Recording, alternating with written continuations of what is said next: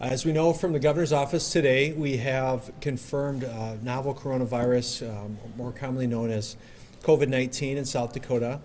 I just had a chance to talk with the governor before this press conference to get an update from her on the press conference today and the key messages that she would like to be sure we continue to get out here in Sioux Falls.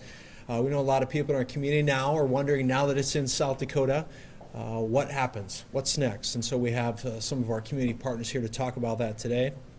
As an example, our health department here in the city has been working on and planning with community partners, Avera, Sanford, the state, others to be able to support a community coordinated wide response. We have a great team of experts and professionals who are keeping up with updates from the federal and state government on a daily basis. In fact, tomorrow I personally am on a conference call with the White House with several other mayors from around the country just to get a briefing from them on this. So the communication flow has been really good, been really great with the state, who is again leading this effort. And so just want to ensure that the community knows that we got good partners in place. We have a strong response plan for COVID-19 that we've been working on for not only weeks for this, but this is what our health partners do. This is what our State Department of Health is set up to do.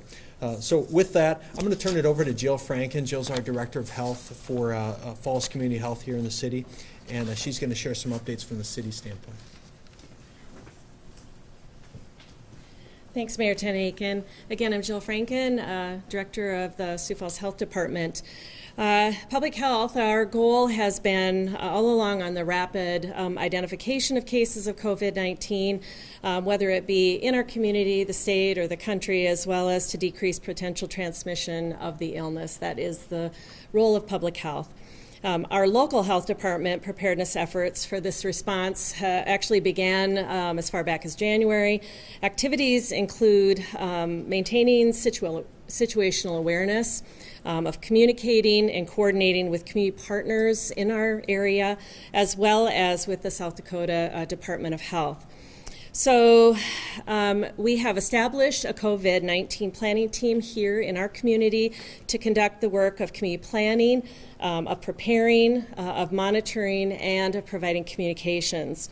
We have reviewed our pandemic influenza response efforts from 2009 and 10, which actually are very applicable here, even though this is coronavirus and not influenza as a novel virus. And we have actually hosted a number of meetings with the city, with community response agencies to discuss planning efforts and the implementation of the non-pharmaceutical interventions, of which have been shared widely in recent weeks. We've been coordinating regular calls or participating in regular calls with the Department of Health to help in facilitating timely information sharing as well as response coordination. We're here to assist them with whatever they need to help in our community specifically. With no vaccine available to prevent this illness, we continue to stress the importance of community mitigation efforts, things like social distancing, good hygiene, and environmental cleaning. We especially urge those who are in the higher risk categories to be paying close attention to ways that they can prevent becoming ill with this virus. The South Dakota Department of Health is the lead agency for this coronavirus outbreak. They will conduct all testing for the virus that causes COVID-19 and are in charge of all disease investigation.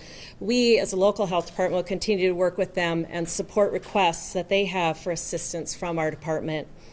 The South Dakota Department of Health has set up a call center, 800-997-2880, as well as information at covid.sd.gov. I want to stress, lastly, before I turn it over to the Sanford and Avera folks, that we should not panic. As a community, we must be focused on the common sense measures to reduce the spread of disease. And with that, I'll turn it over.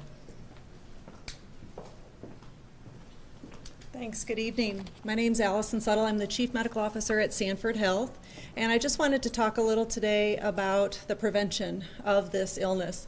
Now that it is here within our communities or here in the state of South Dakota, even on a small scale, there are different things that you might want to do to be prepared and have a personal plan and a family plan to how to prevent this illness from spreading. It's not only preventing it from you yourself getting the illness, but preventing it from other people in the community getting the illness. We have to think about our neighbors and about each other. The more we do that, the slower the spread of the illness and the more likely that we won't have as many cases if we're all a little smarter about doing different things. So first and foremost, it's going to be washing your hands. Soap and water is the absolute best thing to do. Do a 20-minute hand wash with soap and water. Sing the ABCs. It takes about 20 seconds and you're good to go. Hand sanitizer can also be very good too, but soap and water is really the best thing to use. Wash your hands often. The droplets from the virus, from another person that's infected with the virus, you can get from surfaces, so just wash your hands whenever you can. Social distancing was also mentioned, and I just want to talk and answer what is social distancing and what does that mean. Really what it means is you might want to consider avoiding large crowds, big crowds of individuals where you could be exposed to surfaces and other individuals that are sick, especially if you have those chronic conditions, multiple chronic conditions, or if you're older, just because you're more susceptible to the disease. So really kind of thinking about, if church is broadcasted as opposed to going in person, maybe eating in a little bit more instead of going out, or being in large crowds at movie theaters, things like that. Not that you have to avoid them altogether, but just kind of think about what are the things that you really want to do and what are the things that you might not do as much of. And just make sure you bring the hand sanitizer and wash your hands when you do that. As Mayor Tenhaken said, we do this every day. This is what your health system is designed to do. We prepare for this stuff. We've been preparing for it since before H1N1, before Ebola, before this. We are constantly preparing, planning, practicing for just these things. So we are as ready as we'll ever be. And as he also said, definitely call first. It's always better to call first. That way we know you're coming, or we can potentially treat you over the phone. And that way, again, we avoid spreading things to our colleagues. So it's definitely a time to look out for your neighbors, look out for each other, which I know we definitely do here in Sioux Falls. So thank you.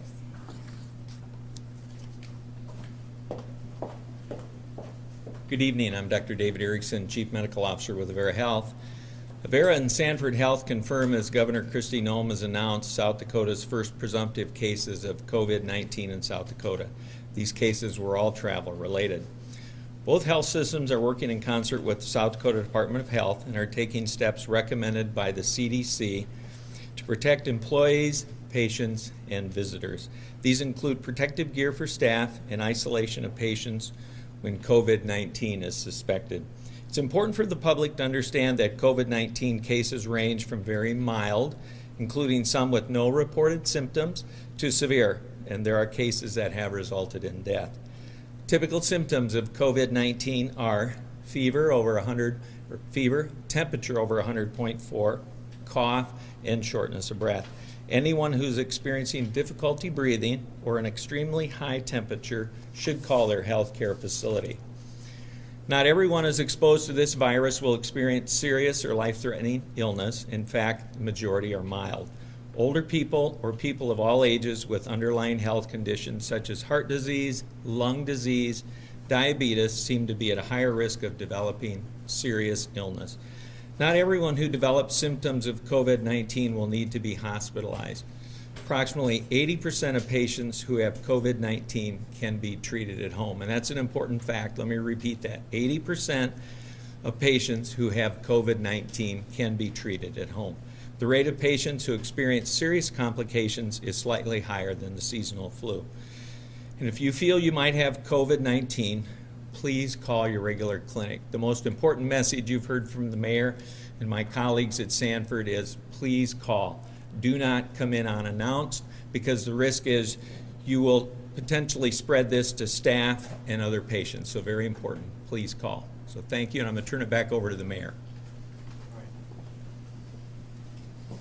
All right, so I'll invite my colleagues back up here. We can take any questions. I think the closing statement for me is two things to remember.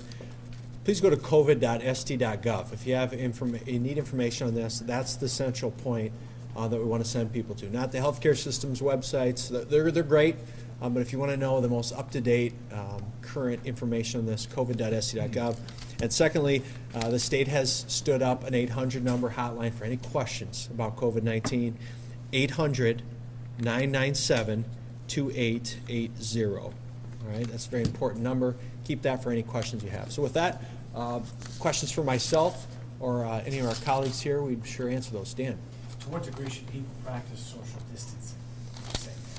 You know, we talked about this a little bit, and you know, there's a cautious level of being socially distant from normal activities and hitting a panic button.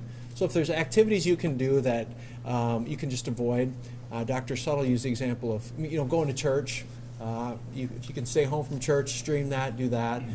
If there's an activity you were maybe going to go to and now feel like it's something you can miss and just stay home, do that. We're not asking people to hit the panic button and lock themselves in the house, but social distancing is a good practice. So for me personally, that may look like staying home with my kids tonight instead of maybe going out for pizza, things like that.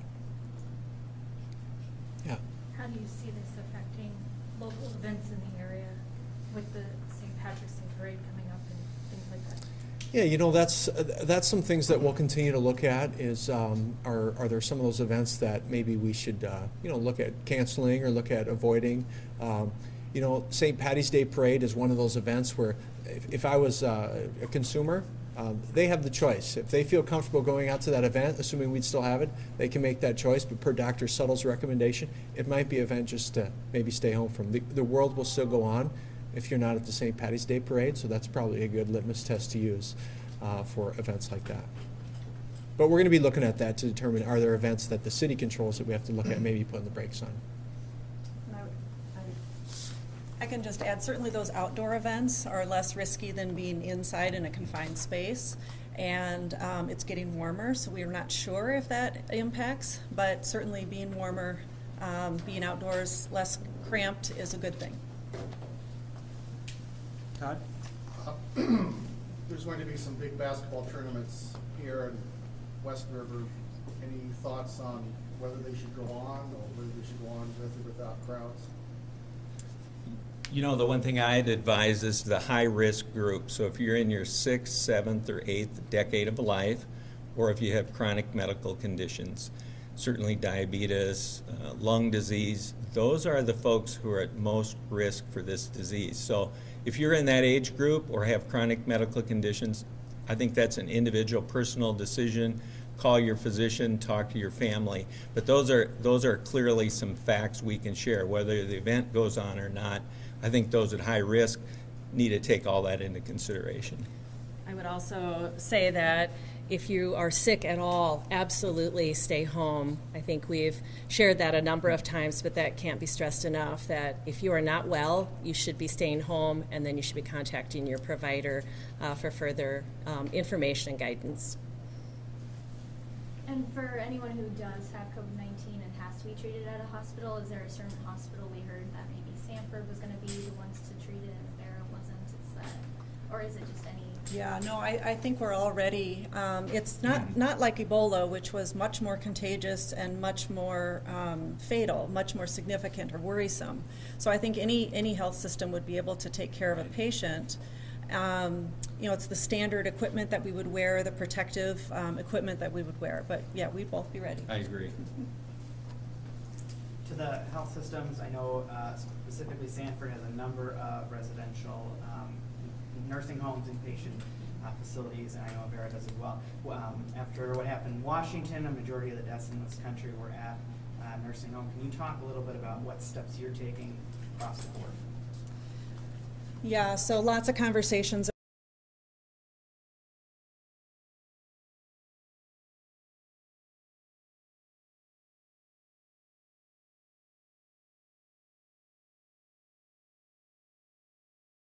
that there not be any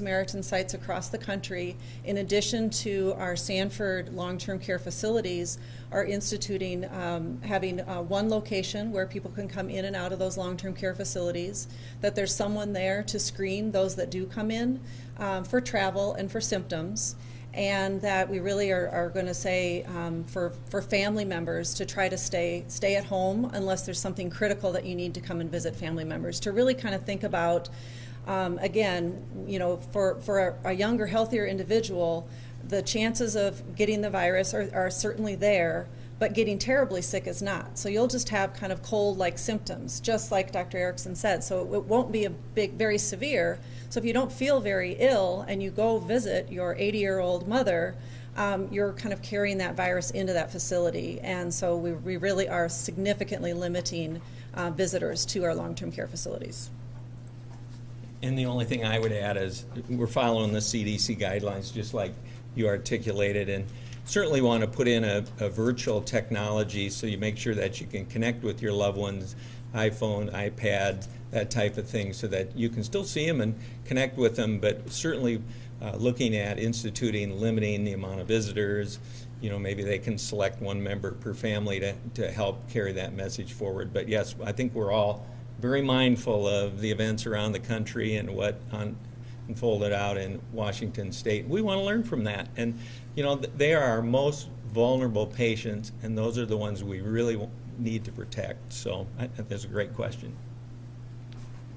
Jill, if Sioux Falls becomes a hot spot, is there like multiple or many cases of coronavirus? Is there a plan of quarantining or otherwise housing people that need to be away from everyone else for a while? Because I think one of the cities in Washington bought a hotel, put people up. Certainly, if we are needing to consider that there are large groups of individuals that, whether it's needing to be isolated at home or whether it is that they are in a situation where they need to be quarantined, we would work with the State Department of Health to assist in identifying that they have a proper place to do that. There's a difference between if you're quarantined because you've been exposed but you're not sick versus being isolated because you are sick. And so we would work with them to help assist in the case finding and then helping to make the proper recommendations for those individuals. Many people can be well served just staying at home and being in another room by themselves and being very careful how they're coming into contact with other family members, but they don't necessarily need to go to a different place to stay if they're quarantined or if they're mildly ill. And those who are severely ill would be cared for in a hospital setting.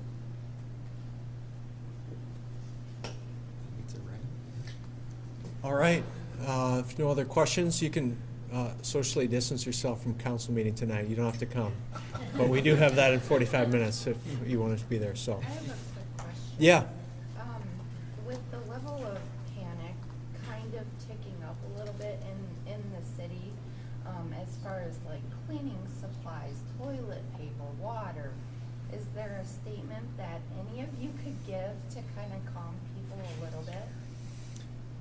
You know, we put out a statement earlier this week about surgical masks, for instance, and the strain was putting on, you know, healthcare partners who actually need them to do patient care, and the strain on some of those resources. So we're not at the point where you have to go out and buy a pickup full of toilet paper, bottled water, and mac and cheese. I mean, so I just want to tell people to de-escalate that.